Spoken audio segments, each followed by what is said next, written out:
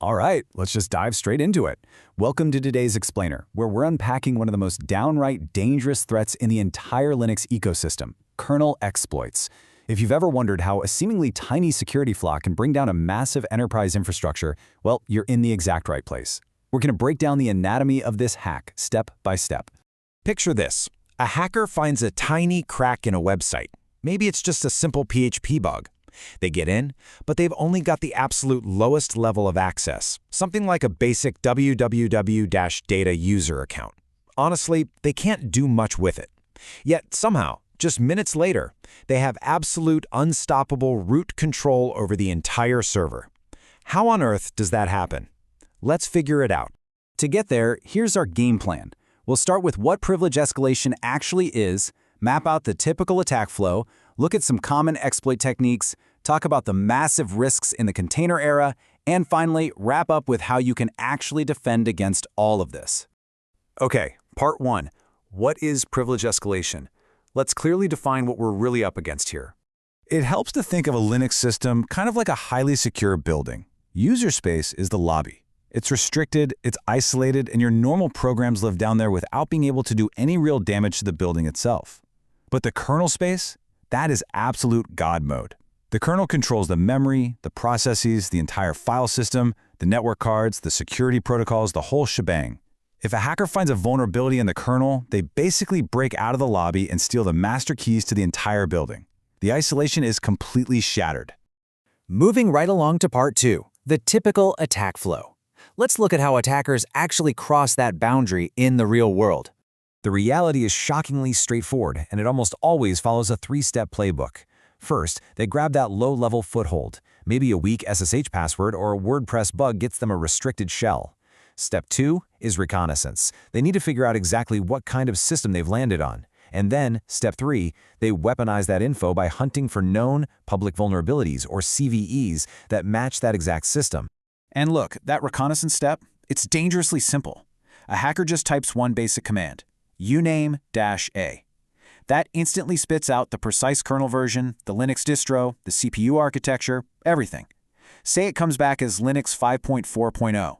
The attacker just takes that exact version number, plugs it into exploit.db, or searches GitHub. If your kernel is outdated and unpatched, boom, they will immediately find a pre-written, ready-to-fire exploit. So, part 3, common kernel exploit techniques. Once they run that exploit, what exactly are they doing under the hood? Basically, they're using incredibly sophisticated memory tricks to confuse the kernel into just handing over root access. A classic one is the buffer overflow, where they literally shove more data into the system than the kernel expects, causing it to overflow and overwrite core instructions with malicious code. Then you have use after free, a really common trick where they hijack a chunk of memory the system just released, but the kernel is accidentally still looking at. You've got race conditions, which exploit microscopic time gaps right before the kernel checks a file's permissions. And of course, the globally notorious dirty cow vulnerability, a brilliant copy-on-write bug that essentially let a normal user illegally overwrite read-only memory. Any of these tricks can successfully hand an attacker the keys to the kingdom. And once they actually get root through one of these tricks, the real devastation starts. They don't just stop there.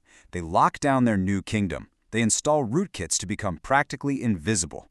They shut down your alarms by literally stopping logging services so nothing gets recorded.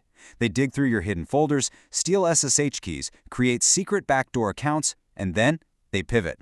They use your compromised server as a launchpad to move laterally right into your databases, your Active Directory, and straight into your cloud infrastructure. Now you might be sitting there thinking, well, I use Docker and Kubernetes, so I'm totally isolated. Which brings us to part 4. Risks in the container era. We need to clear up a massive misconception right now. Containers are not fully isolated virtual machines. Yes, they have their own isolated file systems and networks, but every single container on a server shares the exact same underlying host kernel. So, if an attacker fires off a kernel exploit inside a container, it doesn't just impact that container. It takes down the host kernel itself. And that shared reality creates the ultimate Kubernetes nightmare, the container escape. Because the kernel is shared, a successful exploit lets a hacker shatter the walls of their little pod, break out entirely, and seize total control of the Kubernetes node. And from there, the entire cluster is effectively theirs. I really want to pause and let this reality sink in. You don't have to be targeted by some advanced nation-state to get hit by this. Modern hackers rarely sit around writing complex zero-day kernel exploits from scratch. They absolutely do not need to.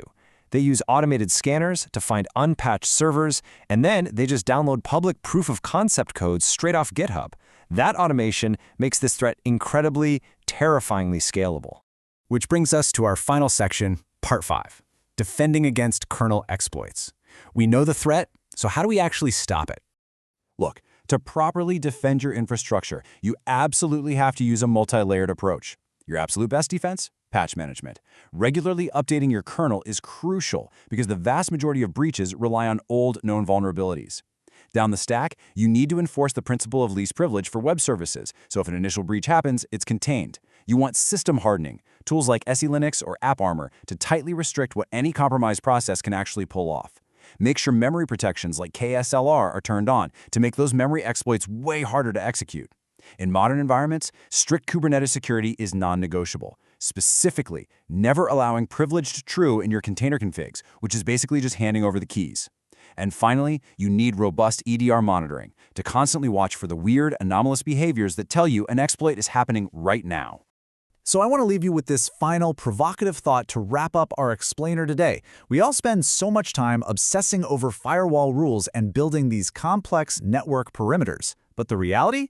The most devastating full-system breaches usually don't happen because some genius hacker bypassed a next-gen firewall. They happen simply because one server's kernel was left unpatched for just a little too long. So ask yourself right now, is your infrastructure running an old kernel? Thanks for joining me today, and seriously, go patch your systems.